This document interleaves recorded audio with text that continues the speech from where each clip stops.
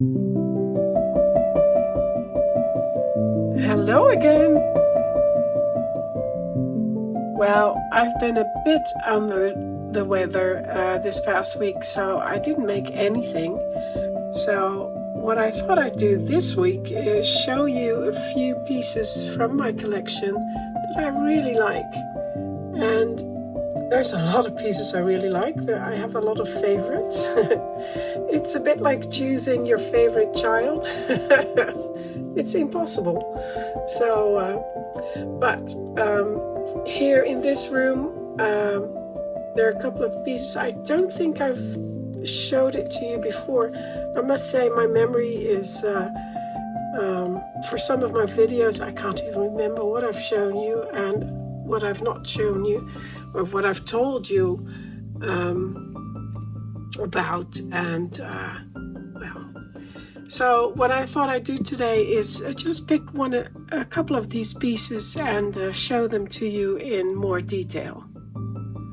So the first one is over here. It's the table. There's a lot of stuff on there, but I'll try to take the whole table and bring it over to my table.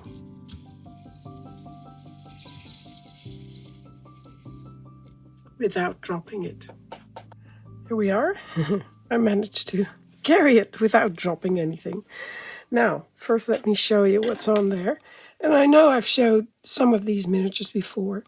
Here's a picture. It's a silver pitcher, and it was made by Jean-Claude Martin, who used to be the maker of all the miniatures of Les Miniatures de Lons d'Art. He's also the one who made my silver lusters and the fire dogs and some other beautiful things. And that was a gift, so that was very, very sweet of him. And this is a tea caddy in the shape of an apple. And I really love this one. It's made by Vonas Miniatures, Ans en Gert Vogels. And it has an ivory inside. It's a tea, and there's tea in there. I think there used to be a silver spoon in there, and I think I have it somewhere. I just don't know where. And of course, this is made with recycled ivory. Like billiard balls used to be ivory, and things like that. They no longer work. They have retired since last year, I think. But this is a really lovely, lovely piece. Here's another piece by Vonas. Again, some old ivory. Beautifully made, though. Oh, here's all the fruit. And a little mark on the bottom. That's so nice. And then this, I can't remember who made that. I'm sure it's in my book. And I should know, and I don't. And this, the porcelain is made by Dineke Boekje. She was a Dutch maker. She doesn't sell anymore. And of course the teapot, which is lovely. Jens Torp. Very Dutch shape. At least I think it's a very Dutch shape. Yeah, I really like that. And again, silver candlestick, also by Jens Torp. Also really beautiful.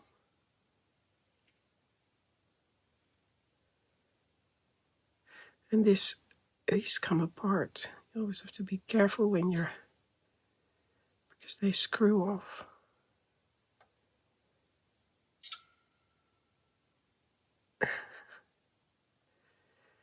Three years later. But anyway, yeah, there you go. They come apart.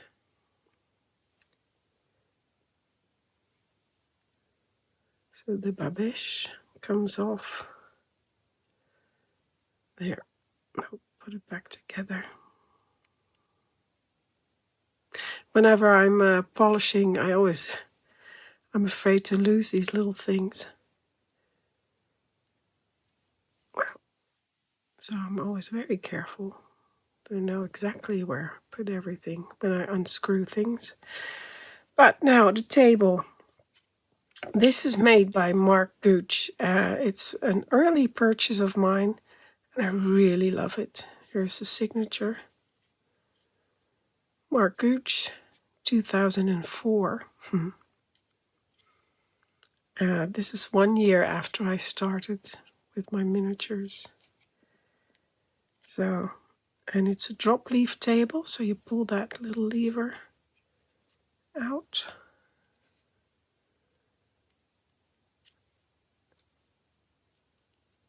And then you can, tilt top, it's not drop leaf, tilt top, sorry. There, so it tilts. And Mark, of course, is an English maker, or he's from UK anyway. But these tables, these tea tables, were very popular in Dutch households as well for, nearly 2 centuries at least. And if you had a lot of money, you would have one of these made from nice, good, like mahogany or walnut or oak. And I think more walnut and oak. And if you didn't have that much money, you would buy one that was painted to look like the real thing. So it was fake wood. Well, it's real wood. It's white wood, like a cheap wood, like pine or any kind of white wood. And they would paint it to look like walnut or like oak. So that's very funny. And then later on, they also would paint them in very colorful designs, a lot of blues, like a blue tea table. And actually, a lot of the painted furniture that's regarded as typically Dutch or from typical Dutch villages is just painted furniture from Amsterdam. So, yeah, I think it's beautifully made. Oh, that's what I wanted to show you. Look at the carving on the feet. The knees, so beautifully done. And then the ball and claw feet here. Beautiful. And actually this summer I'm going to be, look at the nails, nails on the claws. Love that.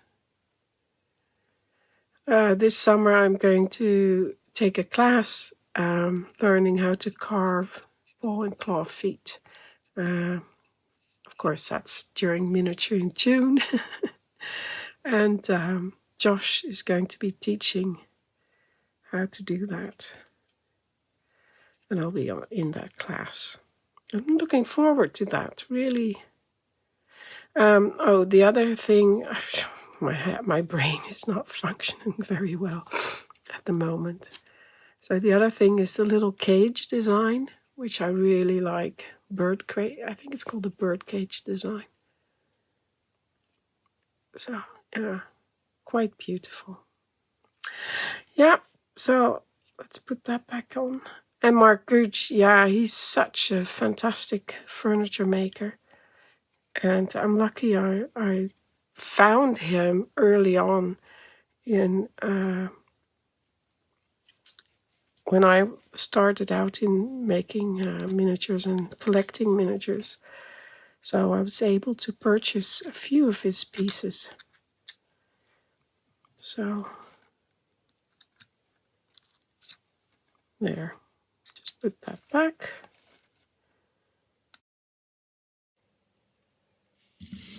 There, put that back.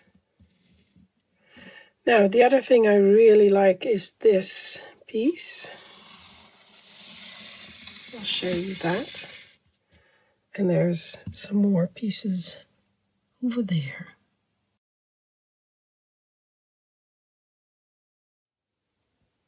There. Beautiful pieces.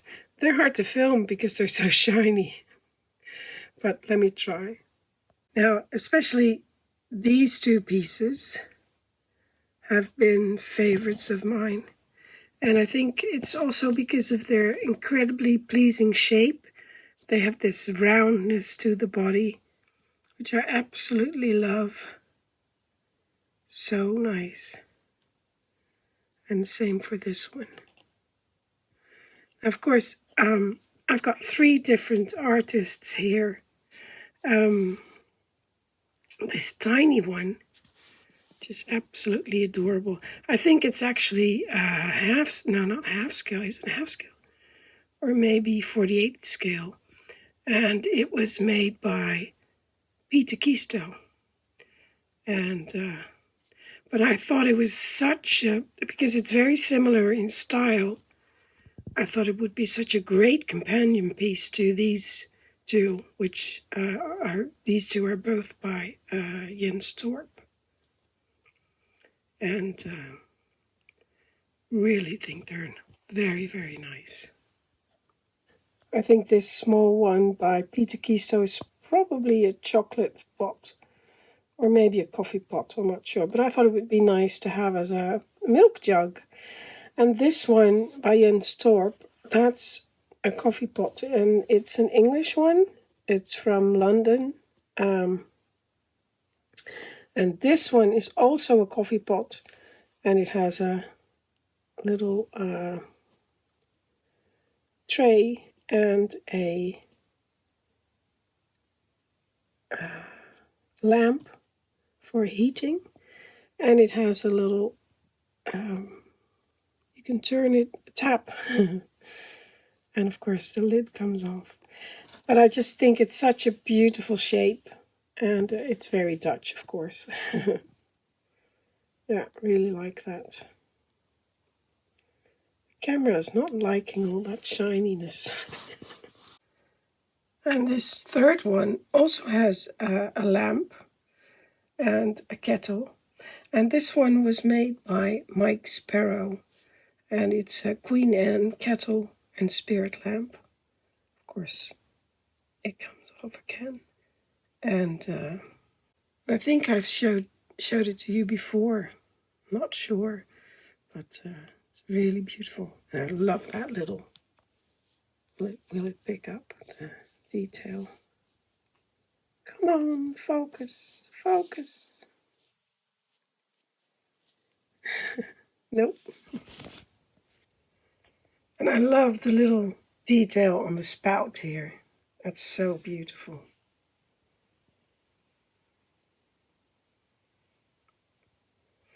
And I also wanted to show you, of course, the lid comes off as well. Beautiful. And the lamp. And it has little wooden feet.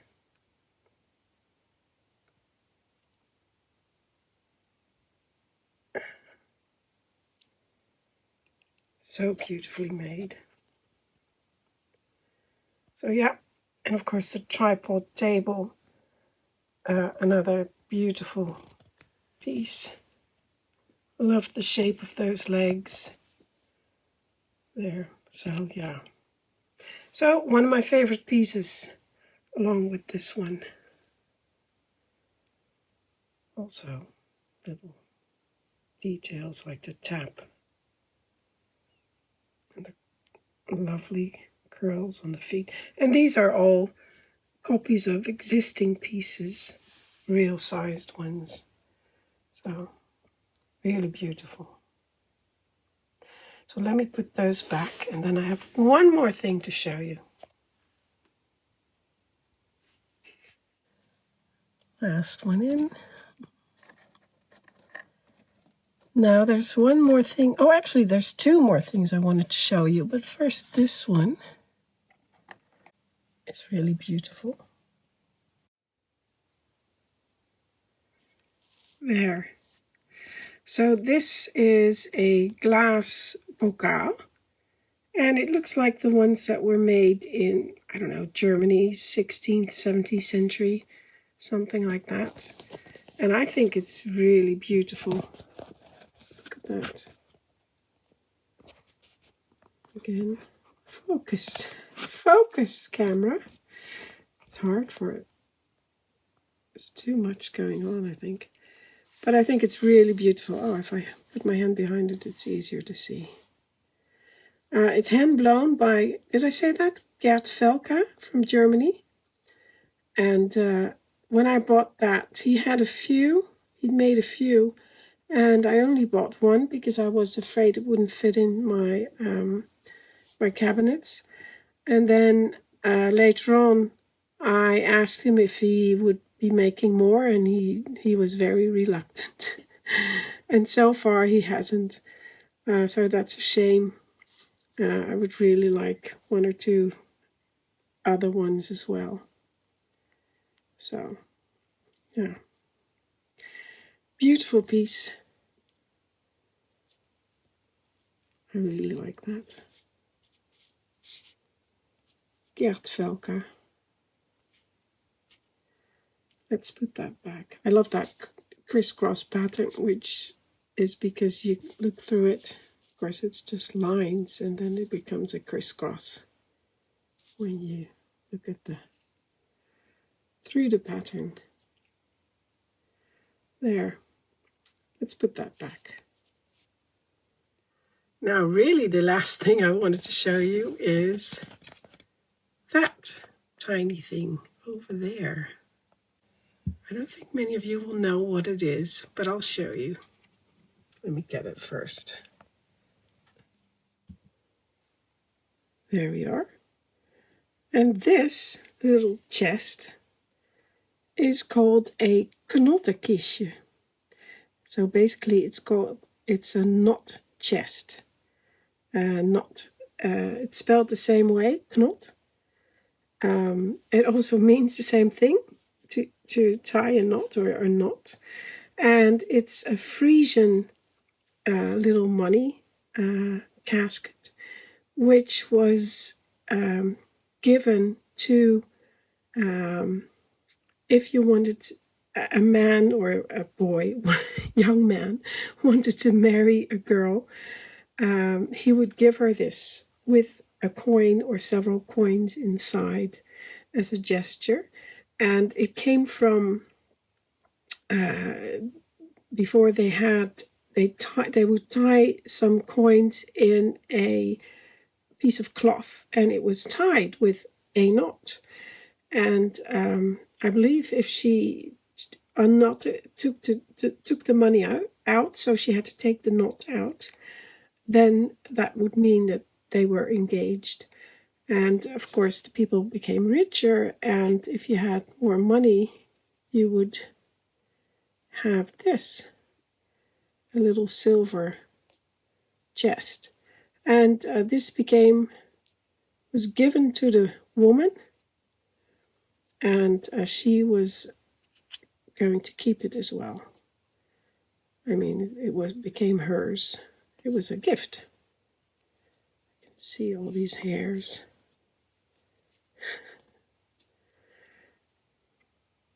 So it's like a Frisian engagement gift, basically. So, yeah. And this was made by Jens Torp.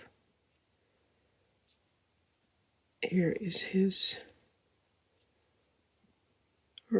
marks on the bottom.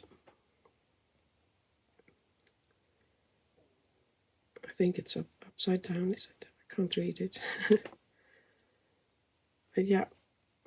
So that's another really lovely piece, and especially for Dutch people, it has some significance if you're especially in the north. Yeah, but I really like this piece. It's tiny. It's one of the smallest pieces I have, I think, apart from things like spoons and those type of things. But yeah, as a miniature object, silver object, I think this is the smallest one. So much detail, and it's really, really lovely. So I'll put that back again. Right, let's put that back where it belongs. Love that. But it's so small, you really have to know what you're looking at. But of course, it's my doll's house, so I really enjoy that.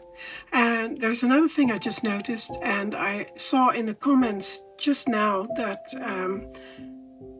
Our Little Organic Life, I think they're called, asked me if I could do a tutorial on these. And they said, I believe you said you made them. Yes, I did make them. And I could do a tutorial. I have done a tutorial I have done a class on these in Norway once. That was so much fun. And yeah, I can do a tutorial. I don't know when, but hopefully soon. And also because I need some flowers to go in this. This is like a flower brick. It's a vase. It's tiny. Made by Henny Staring Egberts. I love it, but it needs some flowers in there.